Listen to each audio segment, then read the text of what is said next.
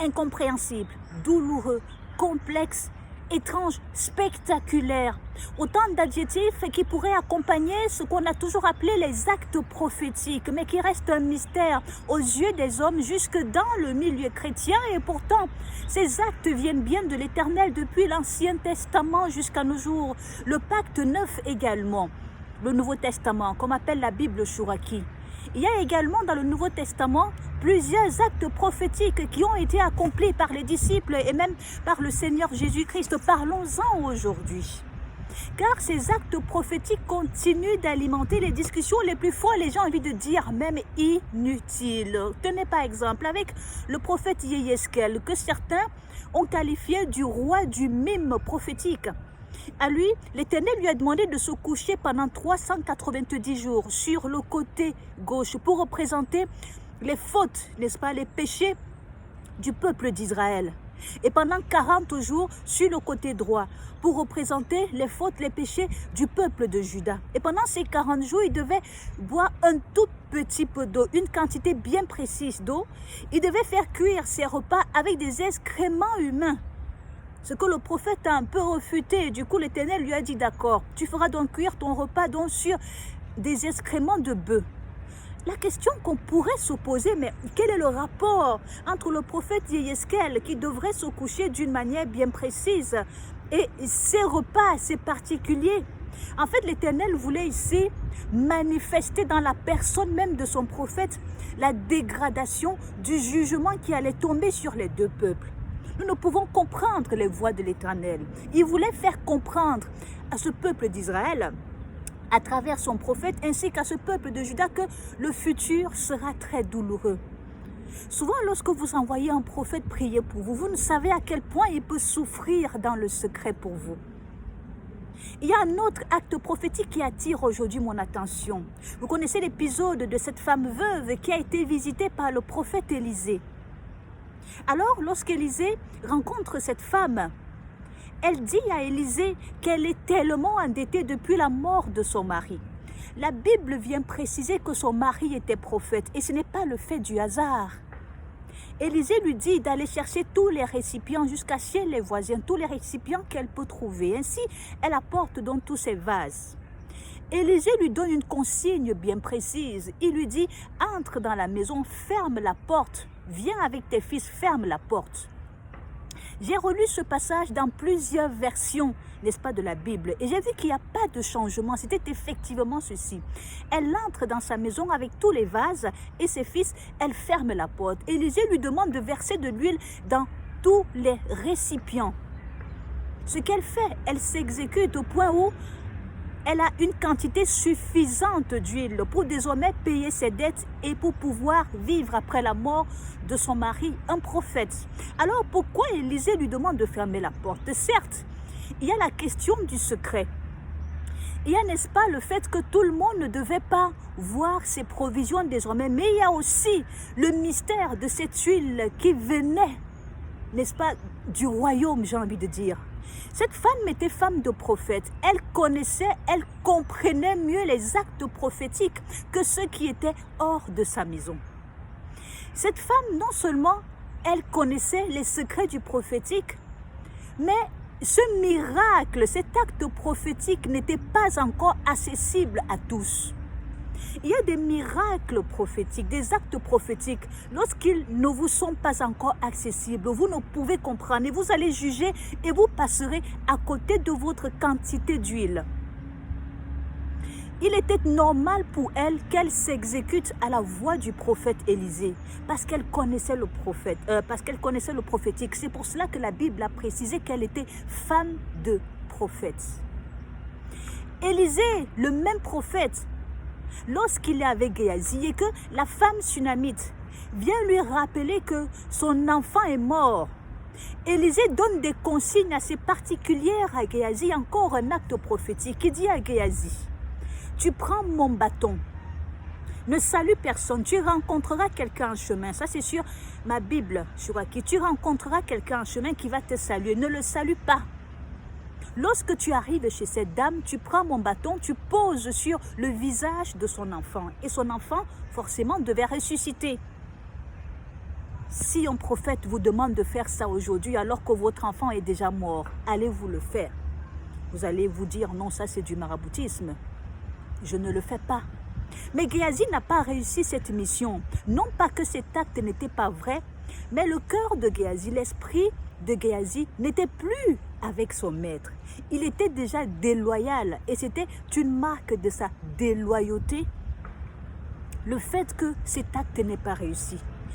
Élisée revient, puisque Géasi a raté sa mission. Il pose un autre acte aussi étrange que les autres qui viennent de l'Éternel. Il vient se coucher sur l'enfant, il ferme la porte. Le prophétique n'était pas accessible à la Sunamite, encore moins à sa famille. Alors il ferme la porte pour accomplir le miracle. Il pose sa bouche sur la bouche de cet enfant. Ses mains dans les mains, n'est-ce pas, de cet enfant. On dit, après avoir fait ceci, l'enfant a éternué 7 fois le chiffre divin. Et l'enfant s'est réveillé, l'enfant a ressuscité. Un autre miracle, n'est-ce pas, de Élisée, comme celui de Jésus-Christ qui a ressuscité, n'est-ce pas, Lazare. Un acte prophétique que nous ne pouvons comprendre, parce que c'est une direction divine, parce que c'est une parole de l'Éternel à son serviteur uniquement et dans le secret. Il ne pourrait venir au milieu de vous et vous expliquer, non. Le Seigneur, il m'a dit de me coucher sur l'enfant, le Seigneur, il m'a dit de souffler 3 fois, le Seigneur, il m'a dit... Il y a des choses qui sont secrètes entre un véritable serviteur et Dieu. C'est pour cela qu'il y a des serviteurs qui viennent lorsqu'ils vous visitent, ils disent « Ainsi dit l'Éternel, ainsi parle l'Éternel ». Élisée est celui qui a pris de la farine, un peu de farine, pour verser dans de la nourriture qui était empoisonnée. Ce que plusieurs d'entre nous ne pourraient faire. Si tu prends de la farine et tu verses dans un pot, penses-tu que le poison, n'est-ce pas, va disparaître? Non. Ce n'est pas parce que Élisée l'a fait que toi aussi tu vas le faire. Toi, tu pourras le faire seulement selon la direction divine. Ésaïe a dû marcher nu et déchaussé pendant près de 3 ans. Selon la direction divine de l'Éternel, lorsqu'il y avait ce problème entre les Assyriens et Misraïm. Il ne s'agit pas que de l'Ancien Testament, même dans le Nouveau Testament, il y a beaucoup d'actes prophétiques qui se sont posés. Souvenez-vous de Jésus-Christ pour guérir cet aveugle. Il a pris de la salive et de la boue qu'il a mélangé.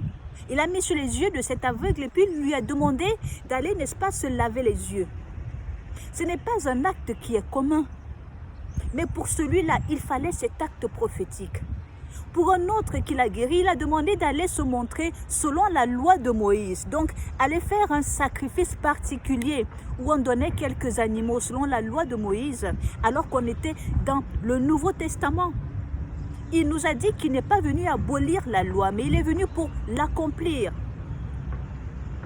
Paul également a vu ce prophète, Agabus, en français vous l'appelez Agabus, l'inspiré Agabus, venir poser un acte prophétique devant lui. On connaît l'apôtre Paul comme étant celui qui était têtu, car lorsqu'il se retrouve avec ses frères, les autres disciples, ils le préviennent, ils disent à Paul, s'il te plaît, ne va pas à Jérusalem. Mais Paul s'entête. C'est ainsi que Agabus, n'est-ce pas, le prophète et l'apôtre, il se lève, il prend la ceinture de Paul, il s'attache les mains et il s'attache les pieds. Et il se met à prophétiser en disant ceci, celui à qui appartient cette ceinture.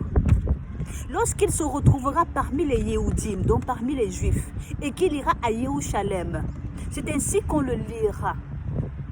Et c'est ainsi qu'il sera pris. Donc il vient avertir Paul, n'est-ce pas, de sa capture par cet acte prophétique. Avait-il besoin de prendre la ceinture pour le faire? Lui, ce sont les instructions divines. Il y a eu encore cet acte avec la ceinture. Dans le livre de Jérémie, l'Éternel lui demande d'acheter une ceinture. Jérémie achète une ceinture.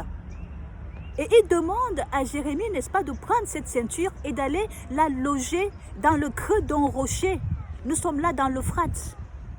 Plusieurs semaines plus tard, il demande à Jérémie d'aller enlever cette ceinture pour lui dire que c'est comme ça que ce peuple de Juda qui a été désobéissant va se retrouver. Pourquoi avoir besoin d'une ceinture? pourri pour venir révéler un message, pour venir révéler, n'est-ce pas, l'état de ce peuple que l'Éternel va punir à cause de ses péchés. Parce que ce sont les voies de l'Éternel. L'Éternel a besoin des fois des choses étranges que nous ne pouvons comprendre. Et ce sont ces choses étranges que le monde, malheureusement, les marabouts, charlatans et autres, et même les faux serviteurs, viennent aujourd'hui se servir pour perdre le peuple.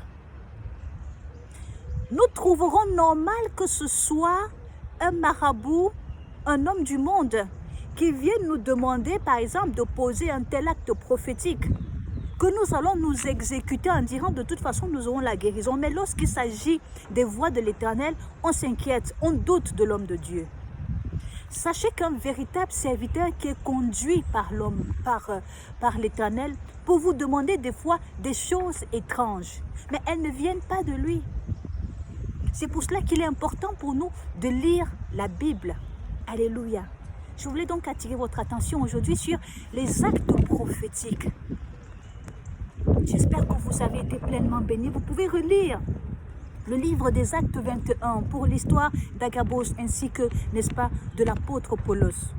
2 Rois 4 pour l'histoire de cette veuve. Vous verrez comment et pourquoi elle a fermé la porte. Parce qu'elle était femme de prophète et elle connaissait les actes prophétiques. Vous pouvez aller dans l'histoire d'Ézéchiel également. Allez, j'espère que vous avez été pleinement bénis. Que la bonne main de Dieu soit sur chacun d'entre vous. Et rendez-vous le 28 février à Paris. Vous avez toutes les informations là. Shalom, shalom.